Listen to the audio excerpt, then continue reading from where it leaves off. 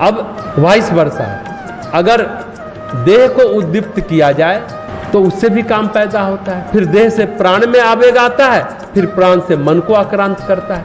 यानी देह की हर परत में, प्राण की हर परत में, मन की हर परत में काम रहता है। कहने का तात्पर्य यह है कि अगर हम देह की परत, प्राण की परत, मन की परत रूपांतरित कर लेते हैं तो इन तीनों परतों को छोड़कर हम अगर ऊपर उठ जाएं तो हम काम से मुक्त हो सकते हैं, काम से मुक्त हो सकते हैं। यानी शरीर रहते दो ही संभावना है, या तो समाधि या तो रूपांतरित देह। समाधि में काम नहीं रहता और रूपांतरित देह में भी काम नहीं रहता, बाकी जगह तो रहेगा ही रहेगा। इतनी परतों में, इतनी अवस्थाओं में काम रहता ही रहता है। जीवन की हर परत कहाँ मिलती है? जहाँ देह भी हो, प्राण भी हो, मन भी हो।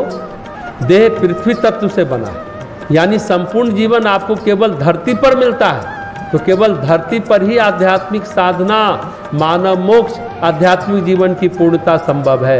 यही पूर्णता आप दूसरे लोक में, महाजना तप सत्यम लोक में प्राप्त करते हैं तो उसका मूल्य उतना नहीं होता जितना इस मृत्यु लोक पर होता है, धरती लोक पर होता है। गंभीर बात है, गूढ़ बात है, ध्यान से समझने की बात है। यही पूर्णता जो है ना, और अन्य लोकों में उसका उतना मूल्य नहीं है।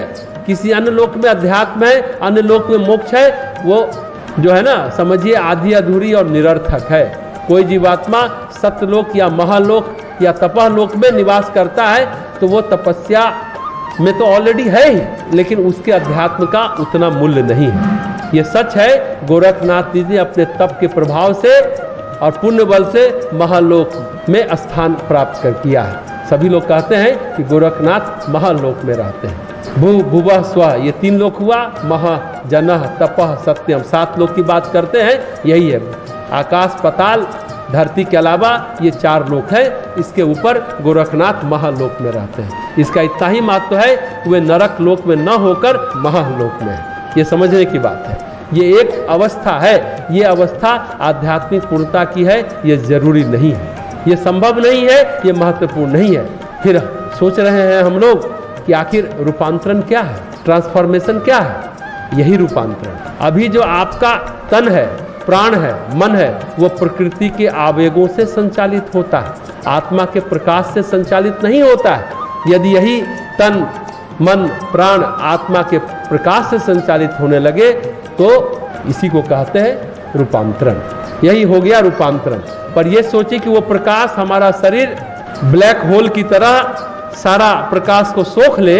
जब सोख लेगा, इसलिए संभव नहीं हो पाता। इसी असंभव कल्पना को संभव करने के लिए श्री अरविंद ने अतिमानस के रूपांतरण की बात कही। पर ऐसा नहीं कि किसी का नहीं हुआ, किसी का आधा हुआ, किसी का पूरा हुआ, पर थोड़ा बहुत कई ऋषि महर्षि हुए हैं जिन्होंने ये प्रयास किया है और हुआ है। उदाहरण के लिए हम तैलंग स्वामी का नाम ले सकते हैं। उनके मल और मूत्र से सुगंध आने लगी, क्योंकि उन्होंने भी देह का रूपांतरण कर लिया था। दक्षिण के थे, वो घर छोड़ना चाहते थे तो माँ ने कहा कि अरे जब तक मैं हूं तुम घर न छोड़ो। माँ की आज्ञा को माना तैलंग स्वामी ने, और 80 साल में जब माँ का देहांत हुआ तब वो घर छोड़े, दक्षिण भारत से बनारस आ गए। और बनारस में उन्होंने बहुत सारी कथाएं हम पहले भी बता चुके हैं।